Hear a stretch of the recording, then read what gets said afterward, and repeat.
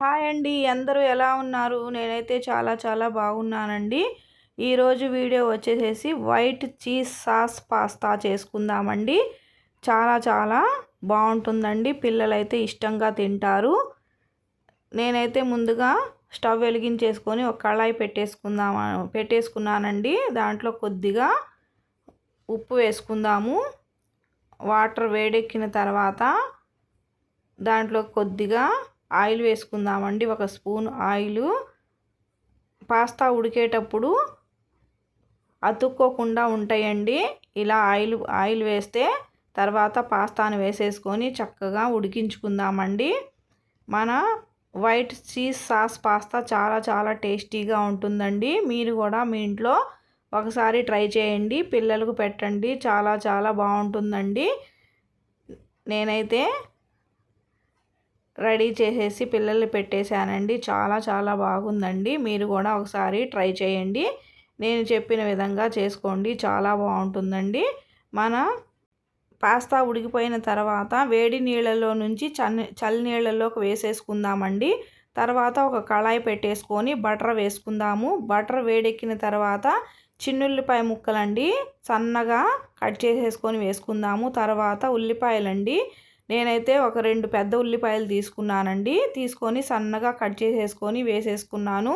తర్వాత క్యాప్సికమ్ అండి, ఒక క్యాప్సికమ్ తీసుకున్నానండి.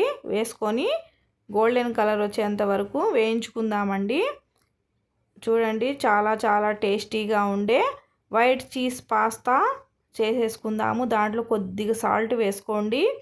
వేసుకున్న తర్వాత గోల్డెన్ కలర్ వచ్చేంత వరకు ఫ్రై చేసుకుందాము. చూడండి, ఈ విధంగా ఫ్రై చేసుకున్న తర్వాత పాలు పోసుకోండి. నేనైతే ముందుగానే కాచి పక్కన పెట్టేసుకున్నానండి. పాలు చల్లారిన తర్వాత పోసుకోండి, లేకపోతే విరిగిపోతాయండి వేడి వేడి మీద పోస్తే. తర్వాత కొద్దిగా బటర్ వేసుకోండి.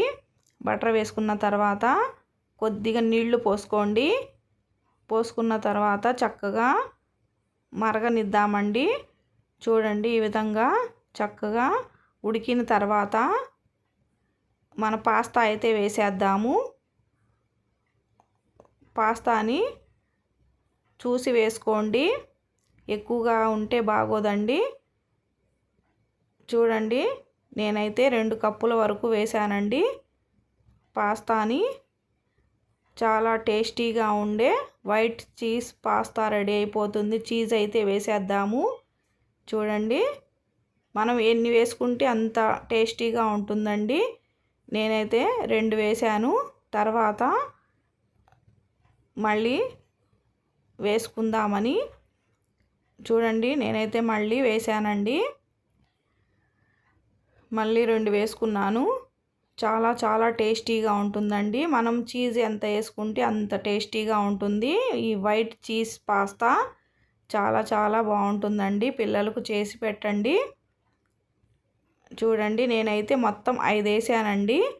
మన పాస్తా అయితే రెడీ అయిపోయింది. ఈ వీడియో కనుక నచ్చినట్లయితే లైక్ చేయండి, షేర్ చేయండి, కామెంట్ చేయండి ప్లీజ్ ఫ్రెండ్స్.